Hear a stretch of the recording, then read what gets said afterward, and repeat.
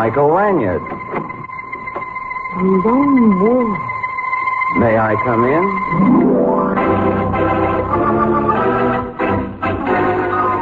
Michael Lanyard returns in The Adventures of the Lone Wolf in our story of the Golden Santa.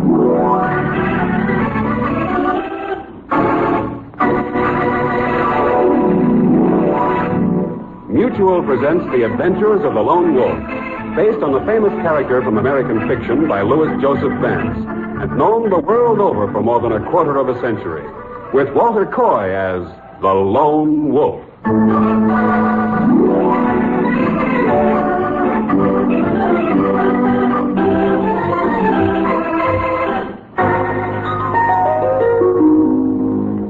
Around about the end of every year, I begin feeling that being a lone wolf isn't all that it's cracked up to be.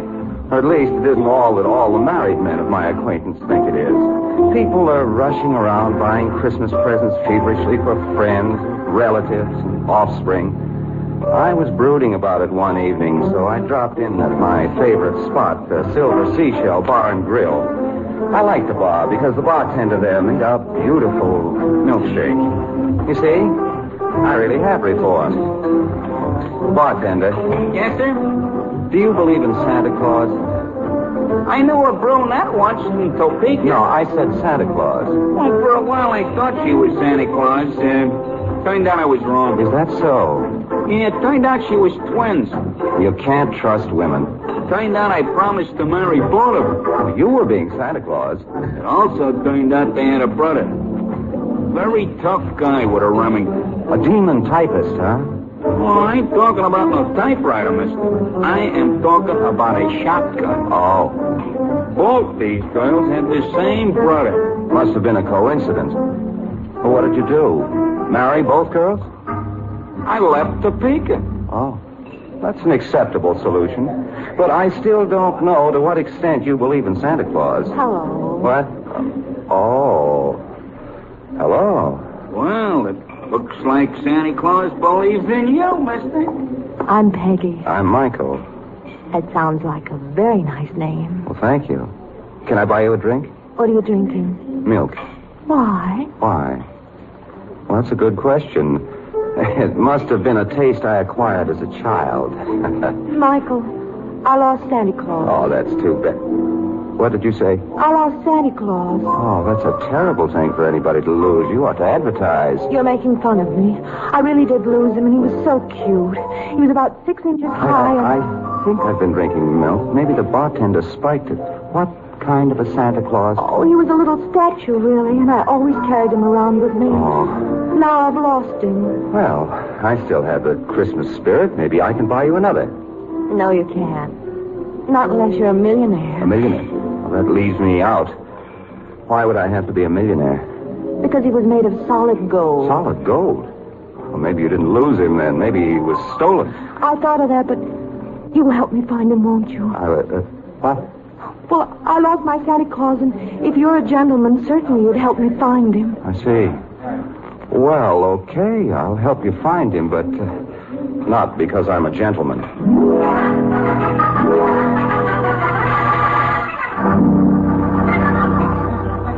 We got into my car and started off on our search of the lost Santa Claus. It turned out that Peggy had been visiting nightclubs before she found me brooding over my milkshake. So we visited the same nightclubs in reverse order. The first one was the Gay Grotto. This is one of the places, Michael.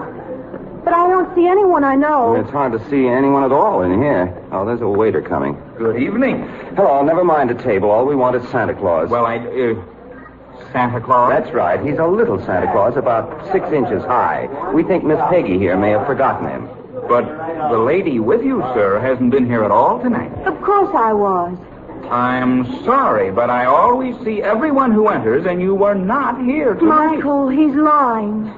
Why should I lie, madam? It's a fair enough question. Let's go, Peggy. But... He seemed pretty sure. There's no point in arguing with him. You may have lost your Santa Claus someplace else. Now, what was your stop before the Gay Grotto? Place called Mike's Joint. Mike's joint. Michael, Maybe I did lose my Santa Claus someplace else. And maybe the waiter didn't notice that I had Santa Claus with me when I was at the gay grotto. But why did he say he'd never seen me?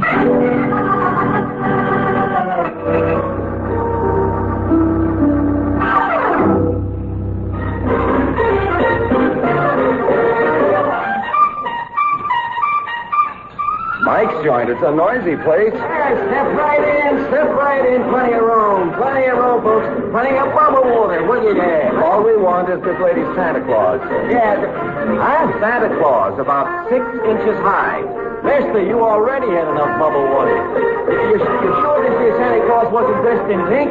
Like elephants say, huh? He wasn't dressed in pink, and I'm not seeing elephants either. When this lady was here earlier tonight, she had a small Santa Claus with her. We wanted it. Who did you say was here earlier? Me.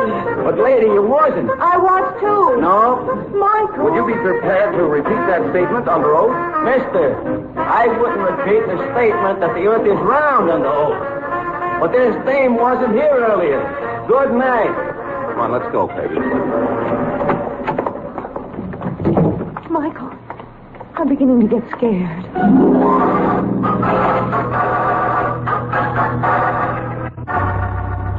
That was pretty much the story in all the other places we visited. Nobody had seen Peggy's Santa Claus before. Apparently, nobody had seen Peggy before. Michael, I'm frightened. Now, take it easy, Peggy. There must be some explanation. That Santa Claus was gold. He was worth something. If somebody stole him... Michael, that would mean that only one of those head waiters lied. But they all said they never saw me before. Maybe they all need glasses. Peggy, before you started this round of nightclubs, had you been anywhere else? Well, I had dinner at the Barbary Coast Room. Alone? No, I was with Sandra Crane and Pete Farrell and Joe. Then I had a fight with Sandra. What about? She said I was trying to steal her husband. Sandra did? Well, is he worth stealing? Well, he's fat. He's about 55. And he makes funny noises when he eats soup. He sounds lovely. And he's got about $50 million. He's worth stealing. Were you trying? No. Besides, Sandra's been running around with Pete Farrell for months now, and Pete used to be my boyfriend, and so we had a fight. Well, that's not hard to understand. Let's go back and see if we can get a late dinner, huh?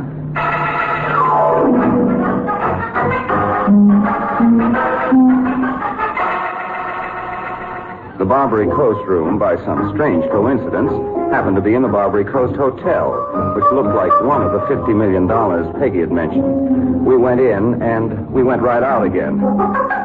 The place was shut down for the night. Well, that's about that, Peggy. Might be interesting, though, finding out where your dinner companions are. They might be upstairs. Pete has a suite here. Well, then let's go visit Pete. Oh, by the way, Peggy, was he the one who gave you the golden Santa Claus? Not exactly. Mr. Crane did. Oh. Then by all means, let's go visit Pete. He may not believe in Santa Claus.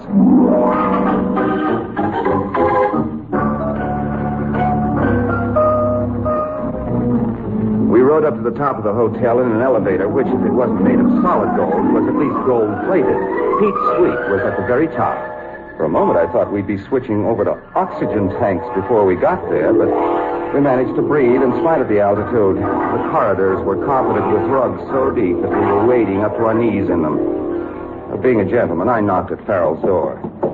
Come in. There are only 2 of us. Hello. They're all here.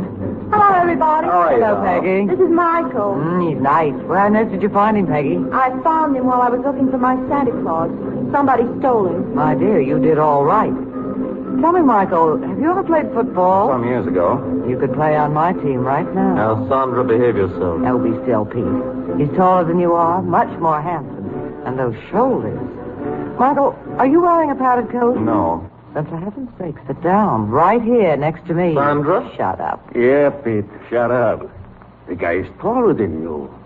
Look at them shoulders. Joe, I don't think I like you. Go away.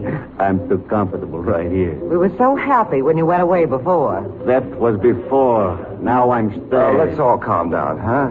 Show a little Christmas spirit. I want my Santa Claus. Peggy wants her Santa Claus. She also wants my husband. Why, you... By the way, Sandra, where is your husband? I don't know. Joe, where's my husband? Joe always knows where my husband is. Yeah, that's right. I know where he is. I seen him a little while ago. Is he coming over here? I don't think so. Antisocial, huh? You could maybe say that. Oh, but Lieber's thought of something more interesting, like Peggy's Sunday Claus. You know where it is? Yes. I know what it is. Oh, I could kiss you for that. I'll bet you could. Him or anyone else. I don't have to listen to that kind of thing, Sandra. And for goodness sake, turn this thing off. Look, we're getting away from the point. Joe, where is Peggy's Santa Claus? He's... Hey. If the idiot who turned them out doesn't put them on again...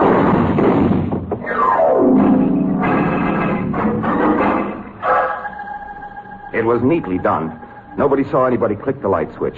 In the darkness, all you could see was the flash of gunfire, and then a deeper darkness still. I found the light switch. Joe was lying on his back, but not because he was tired. He was dead. Whoever had pumped the gun at him had done it very efficiently. I grabbed Peggy before anyone thought of stopping us, and we got out of there fast. But, Michael, why was Joe shot? Only one reason. He knew where your Santa Claus is. Oh, by the way, Peggy, who is Joe? He was a rat. Well, that might be almost anybody. Be a little more specific, huh? He did all of Mr. Crane's dirty work for him. I think he was a blackmailer, too. Oh, that's interesting. Peggy, do you want Crane? He's got $50 million. I guess you want Crane. Does he want you? What do you think? Well, my grandmother would disapprove of what I think, but I don't have $50 million. Some need it. Some don't. Oh, this is Mr. Crane's little gray home in the West. Come on, Peggy. Place looks like a jail. Look at those bars at the window. Mr. Crane is a very suspicious man. Not to mention a man who's crazy about locks. He's got a half a dozen on the front door, which means we ring. He thinks everybody's after his money. And? They are. It's locked. Either he isn't in or he doesn't want to be disturbed. Peggy, you wouldn't happen to have a few keys for this place, would you? Michael. All right. Come along. I'm going to find you a cab. Why? I'm sending you home. I've got work to do here, and you'd only be in the way. I'll phone you in the morning. Are you going to wait until Mr. Crane gets home? Maybe.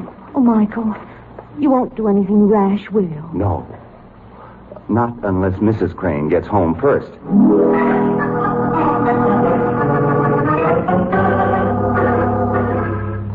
I made like a guard in front of Buckingham Palace. It was an hour before anything happened.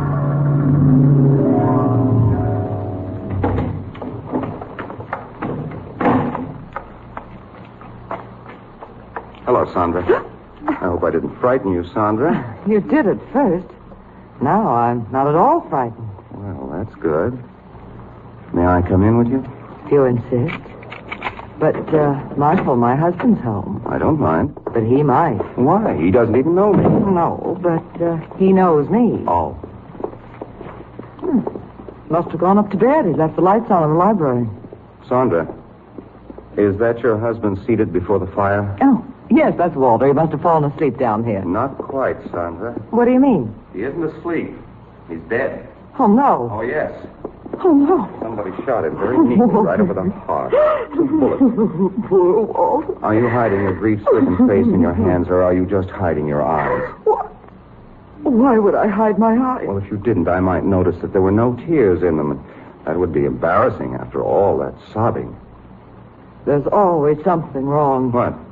With shoulders like yours, did you have to be smart, too? Well, I hate to mention it, but your husband is dead. He never had any shoulders at all. Does his bank account survive it? I already said you were smart. No, not very. For example, I don't know who shot him. Did you? Of course I didn't. What are you staring at? This thing was lying right next to him. May come as a surprise to you, but what I'm holding in my hand is a little Santa Claus about 6 inches high, and judging from its weight, it must be made of gold. Then you know who shot him, don't you, Michael? Peggy did. That Santa Claus belongs to Peggy. Walter gave it to her last Saturday. Well, try and restrain your deep delight, Sandra. Why would Peggy have killed your husband? That's simple. He probably promised to divorce me and marry her. He did that with all his girls, but he never meant it. Peggy must have found that out and shot him. And if she did, she was a little stupid. You can't marry a corpse. Oh, then she had another reason. He's been lending her money. Lots of it. Well, how do you know that? Because he told me. He told you? He always told me. He'd lend them money, and they'd think he was giving it to them, and then he'd make them pay it back. Oh. Will you excuse me if I don't shed a tear in his memory? He was a low character. Still, I don't like murder. You'd better notify the police, I think. Oh, by the way, Sandra, you're a widow now. I suppose so. Peter Farrell should be the first to know, shouldn't he?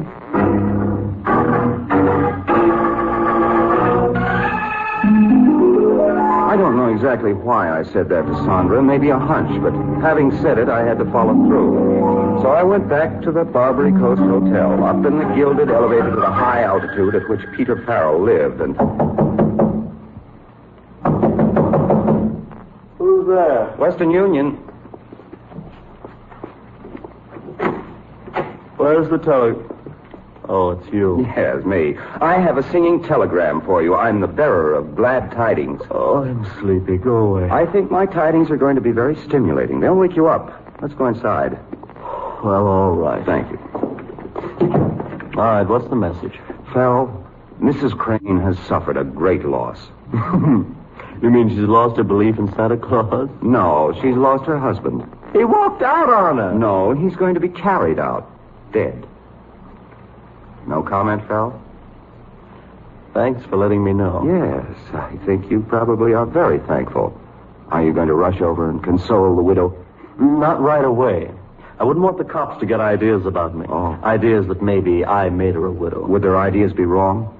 Well, I'm not a killer. Well, let's just see. Hey, let's have that gun in your pocket. No, don't reach for it.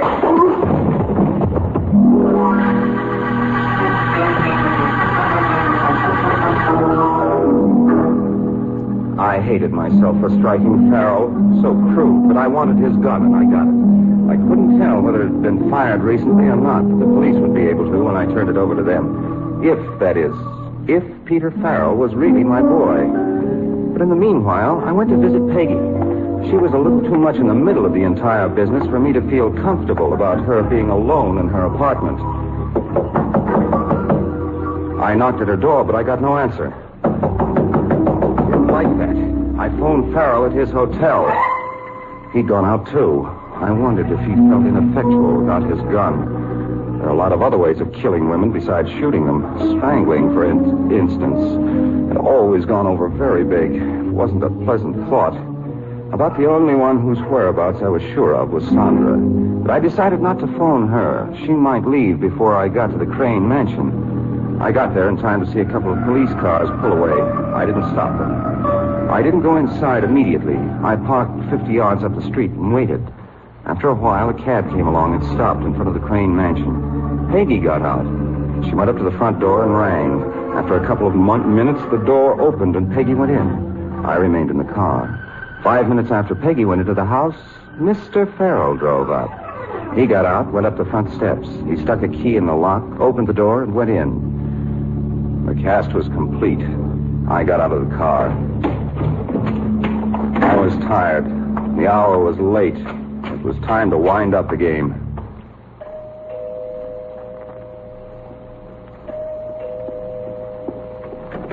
Who? Oh, Michael. Michael, it is. May I come in? Of course, if you don't mind crowds. I don't mind crowds. Peggy's inside, and Pete. 2 candidates for the electric chair. Michael, you don't think Pete killed my husband, do you? How much difference would it make to you if I did? I'm sort of accustomed to Pete. Oh, I forgot. I should have mentioned that the 3rd candidate for the chair... Yes? ...is walking at my side. Hello, Peggy. Hello, Farrell. Oh, Michael, I'm so glad to see you. You should have stayed at your apartment. I tried to get you there. Oh, I didn't know. I got frightened, so I came here. Well, here we all are, one big happy family. I must apologize for Walter. He can't join us. Stop that. Take it easy, Peggy. It won't take much longer. You mean you know who killed Crane, Lanyard? Yes, I know. There's only one thing that I don't know, Sandra. Yes? Does your front door have to be locked, or does it snap shut? It snaps shut. All right. Then we know who killed Joe and Crane, don't we? To misquote one of my favorite poems, speak for yourself, Michael. I intend to. Why was Joe killed?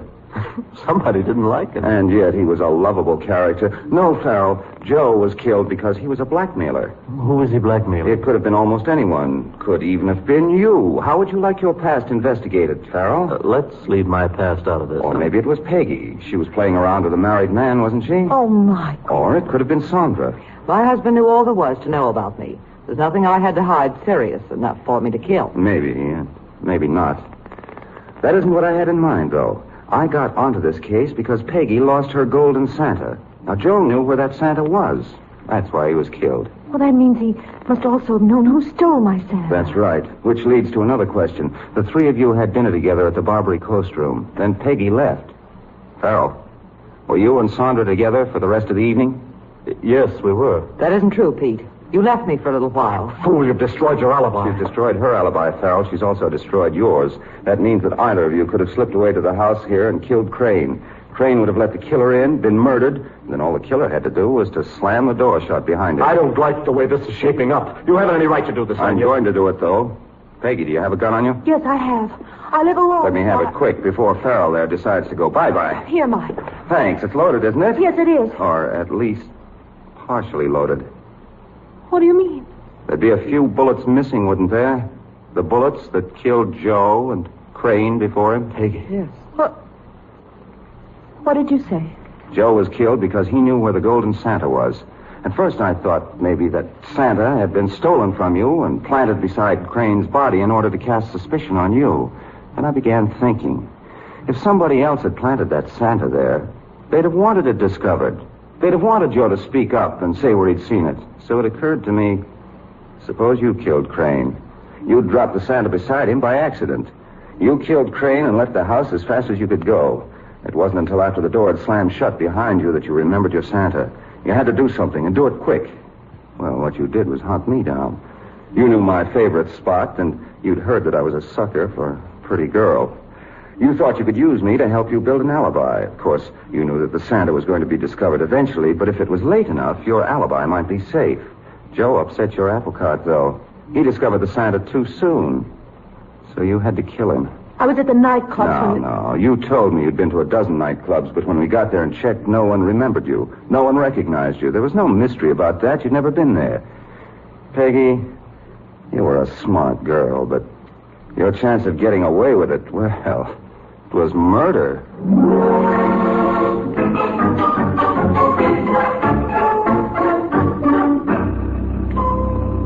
I took Peggy over to headquarters and deposited her. They'd keep her for a while, probably for life. She was a pretty girl, but she liked money too much, and she didn't mind killing. There was another pretty girl in the case. It's a lovely night, Michael. Sure. Aside from the fact that it's snowing, we might have an earthquake at any moment. It's a very lovely night. You're lovely, too. And smart. Anyway, the best that the locality affords. So what do you suppose I'm going to do right now,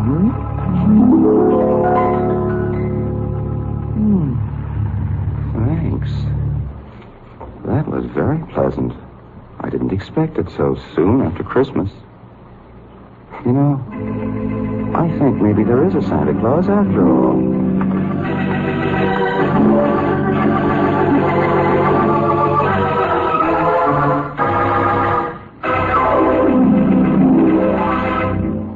In our adventure of the Lone Wolf were Gene Bates, Yvonne Patey, Jack Edwards, Jack Petruzzi, and Herb Vigran. This episode of The Lone Wolf was written for radio by Louis Vittes. Rex Corey is our musical director.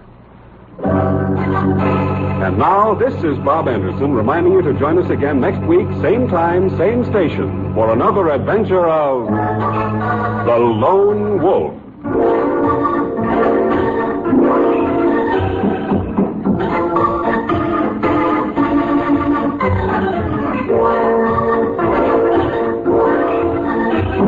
This program came to you from Hollywood and was heard in Canada through the facilities of the Canadian Broadcasting Corporation.